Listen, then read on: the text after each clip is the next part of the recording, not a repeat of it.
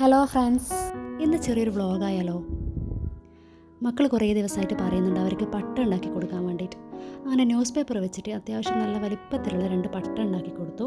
പട്ട ഉണ്ടാക്കിയിട്ട് കാട്ടിൽ പോയിട്ട് പറത്താമെന്നാണ് പറയുന്നത്. അപ്പോൾ ഈ കാട് എന്ന് പറയുന്നത് നമ്മളെ തറവാടിൻ്റെ ബേക്കിലുള്ളൊരു സ്പോട്ടാണ്. അങ്ങനെ ഞങ്ങൾ പട്ടൊക്കെ റെഡിയാക്കി കാട്ടിലേക്ക് പോവുകയാണ്. ഈ കാട്ടിലേക്കുള്ള വഴി ഇപ്പോൾ വളരെ ഈസിയാണ്. അവിടത്തേക്ക് റോഡൊക്കെ ഉണ്ട്. ആദ്യമൊന്നും ഇങ്ങനെ ആയിരുന്നില്ല. കുണ്ടും കുഴിയും മുള്ളൊക്കെ നിറഞ്ഞ വഴിയായിരുന്നു.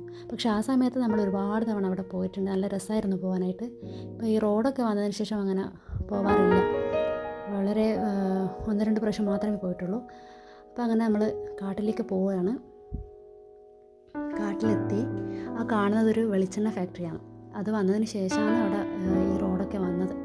അങ്ങനെ ഞങ്ങൾ കാട്ടിലെത്തി നോക്കുമ്പോൾ അവിടെ കാറ്റില്ല.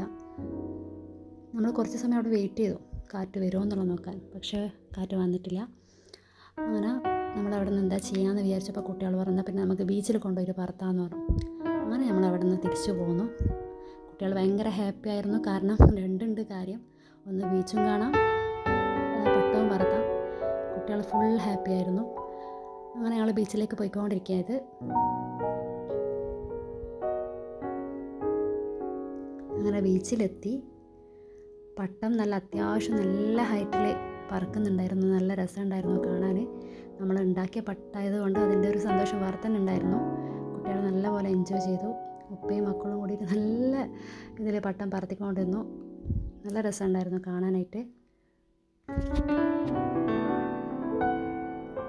നമ്മളിങ്ങനെ കടലും തിരമാലകളൊക്കെ നോക്കി നിന്നു. ഈ ബീച്ചെന്ന് പറയുന്നത് ഒരു വൈബ് തന്നെയാണ്. എത്ര കണ്ടാലും നമുക്ക് മതിയാവാത്തൊരു സ്ഥലമാണ് ഈ ബീച്ചെന്ന് പറയുന്നത്. പുറത്ത് എവിടെ പോകുന്നതെന്ന് പറഞ്ഞാൽ ഫസ്റ്റ് ഓപ്ഷൻ ബീച്ചായിരിക്കും. നല്ല രസമുണ്ടായിരുന്നു. നമ്മൾ നല്ലോണം എൻജോയ് ചെയ്തു. അപ്പോൾ ഇത്രയേ ഉള്ളൂ. Okay, bye bye, thank you.